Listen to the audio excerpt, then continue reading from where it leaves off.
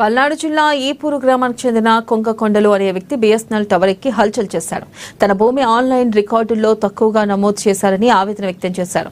దాదాపు 45 సెంట్లు తగ్గిపోయిందని, స్థానిక తహసీల్దార్ తన భూమిని ఇతరులకు మేలు చేసేలా మార్పులు చేశారని ఆరోపించారు.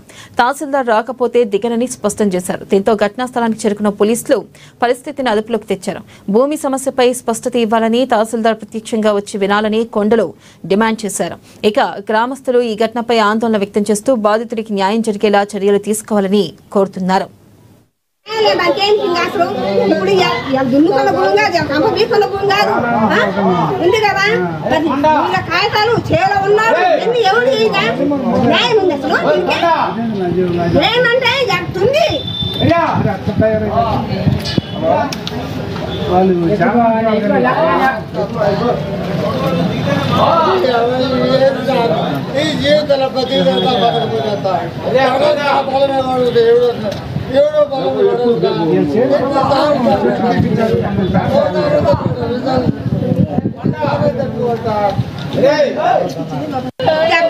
పోయిన సంవత్సరం పోయిన ప్రభుత్వం చేసినప్పుడేమో ఇప్పుడు మా